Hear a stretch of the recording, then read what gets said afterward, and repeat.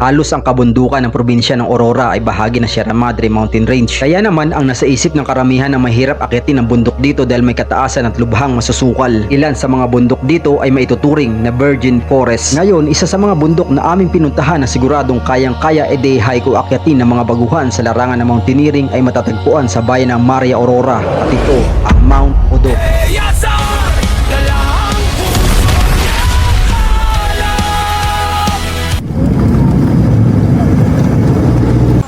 7:56 AM na makarating kami sa jump off dito sa Barangay Basal sa bayan ng Maria Aurora.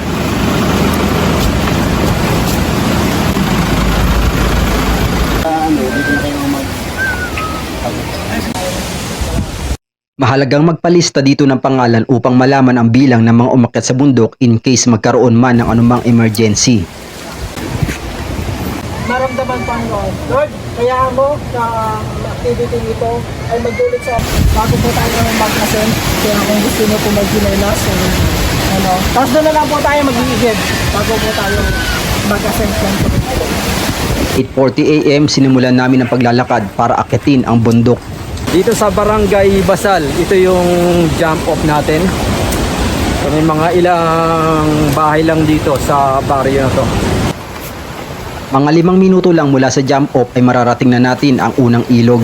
Dahil ilang metro lang ang layo nito sa mga kabahayan, madalas magpunta dito ang mga taga-baryo para tumambay at maligo sa ilog.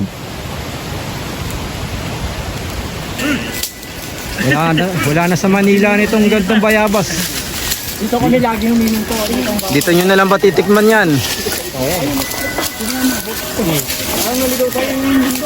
Ayun o, puro hinog. Wala kayo.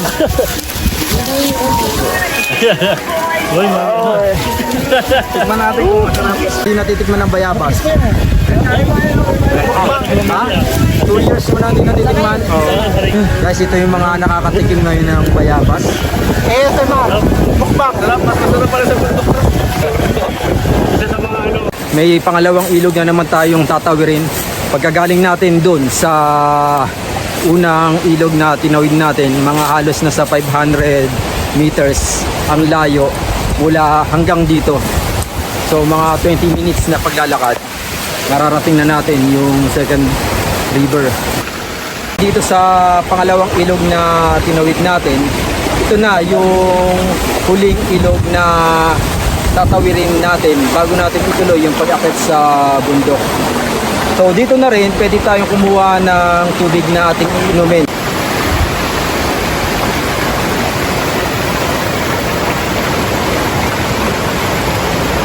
Malakas ang hangin dahil may papasok na low pressure sa ating bansa, ngunit hindi naman eksaktong tatama sa probinsya ng Aurora, kaya itinuloy namin ang pag-akyat ng kabundukan.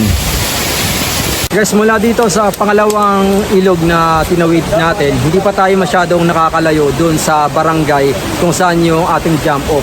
Kaya dito nakikita pa natin yung hose na nagsusupply ng tubig sa mga barangay. Pagkatapos natin matawid yung pangalawang ilog, mga ilang metro lang ang layo mula dun sa mas maluwag na nilalakaran natin. Papasok naman tayo dito sa medyo makitid na daan, pero maayos pa rin dahil wala naman tayong kailangan i-bushwalk. Take 5 minutes rest muna tayo at elevation 277 meters above sea level. Ito pala yun. Pungapong pa.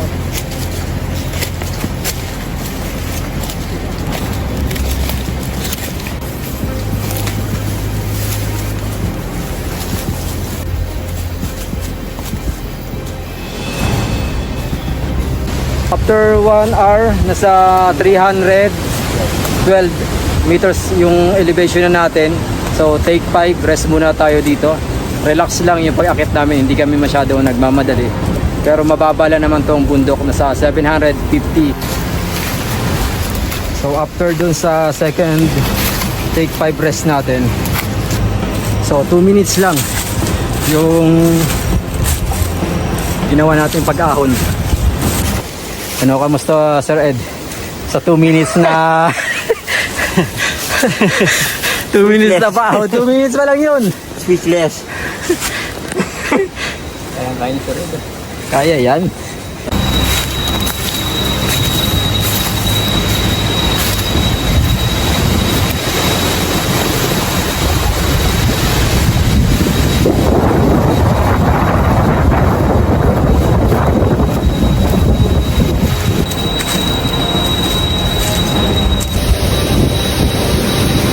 After dun sa 3 minutes na patag yung trail, susunod ay tatakakin natin yung isang ridge na magkabilang may bangin.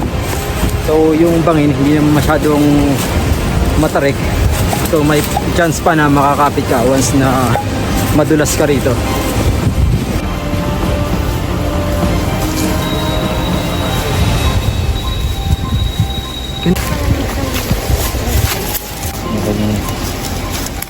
Yung mukha ng 5 minutes. Pwede pa po tayo umakyat. Oo. Kaya pa yan. Malapit. Malapit na eh. Malapit na eh. Guys, elevation natin ngayon dito nasa 487. Pagkatapos natin magpahinga ng mahigit sa 5 minuto, pang 7 rest namin dito. So guys, meron tayong mararanasan dito. Mga ilang diretso. Mga ilang seconds lang naman na paahon na halos mga nasa 80 degree. So kaganina medyo easy lang yung mga paahon na inakit natin. Halos wala pa naman 45 degree. So ito lang yung medyo mahirap-hirap, pero wala pa 1 minuto. Mararating na natin yung ibabaw nito. Ito na. Ano? Okay lang? Okay. Guys, 20 seconds lang. Maakit na natin itong pahon. Ilang segundo na lang, mararating na natin yung ibabaw ng Mount Udok.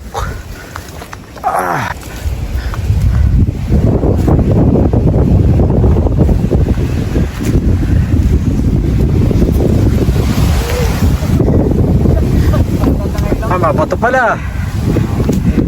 Ito. Ang ganda ng tuktok nito ah. Gitna pa lang to. Gitna pa lang. Ito tayo. Kala ko tuktok na eh. Joke. Yes!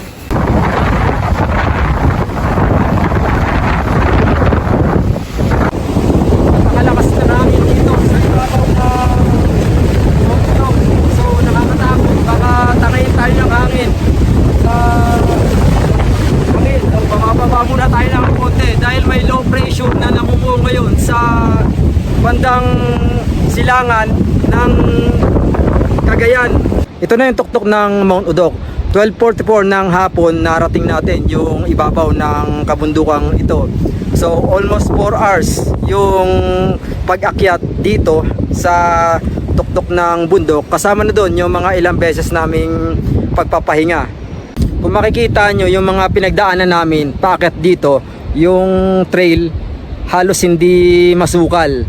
Kaya kayang-kaya natin tong akitin ng 2 to 3 hours kung dire-diretso yung pag-akyat dito.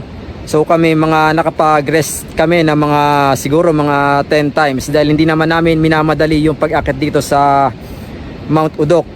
So pwede ito akitin ng mga beginner at pwede rin i-day hike. Dito sa kinatatayuan ko sa ibabaw ng Mount Udok, dito sa kanan ko makikita natin ang karagatan ng Pacific Ocean, at mula dito matatanaw rin yung bayan ng Kasiguran. Dito sa likod ko yung South,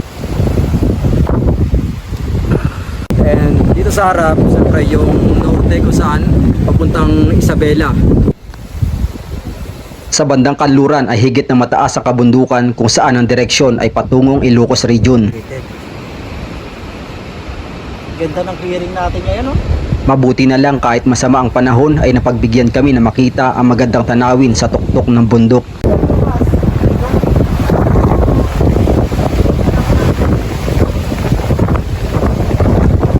Ang campsite ay malapit lang sa tuktok. Bababa ka lang ng 1 minuto sa gawing kanluran at makikita mo na ito.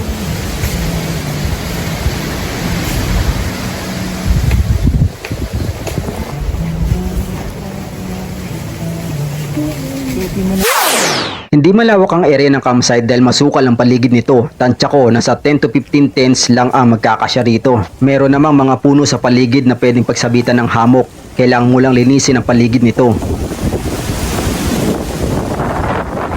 Yam, dati ba gano'n?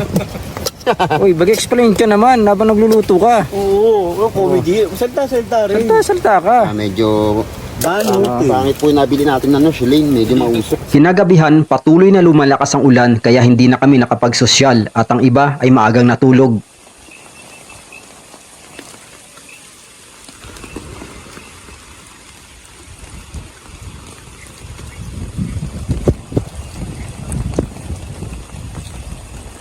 Napakalakas ng hangin dahil may bagyo at sinasabayan pa ng malakas na ulan. Medyo nababasa na yung paanan ng aking hammock.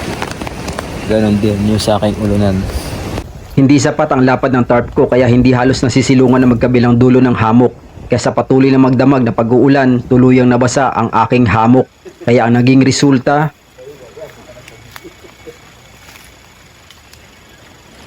Tapi, ano na? Ano nangyari? guys, wala tayong matulugan. Sa damuhan na lang tayo natulog. Nabasa yung ano natin, yung hammock. Dito na tayo natulog.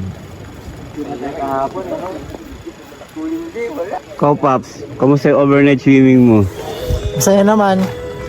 Nakapakabad sa pool. Nakanggal na egg niya, yung tubig eh. Sobrang lakas ng ulan. Laya, so, basang-basa yung bag ko. Nakaganyan lang yan para hindi ko mapuntahan. Buti na nga comforter ako eh. Hindi sana basang-basa rin ako eh. Nakakaingit, sana all may overnight swimming.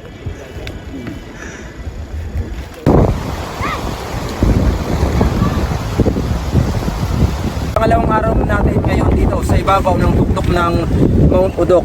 Buti na lang kahapon, naabutan pa natin na hindi pa masama yung panahon bago natin narating yung ibabaw ng kabundukang ito. Kaya nakita natin yung magagandang tanawin dito sa itaas ng Mount Udok.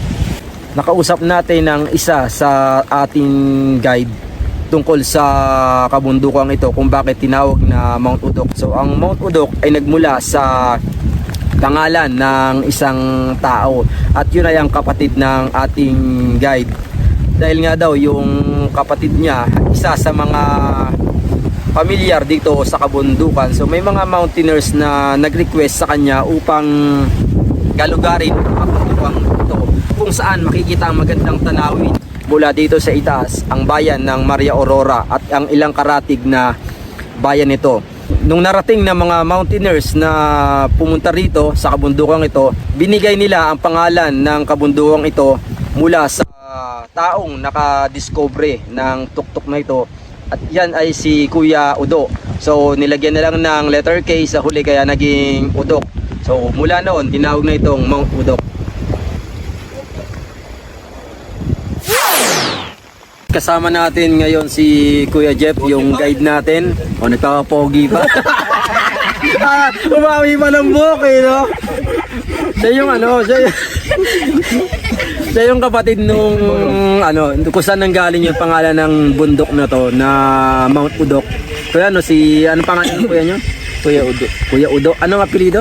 Sugilon ba? Yon, si Udo Sugilon. Doon ang galing yung Mount Udok.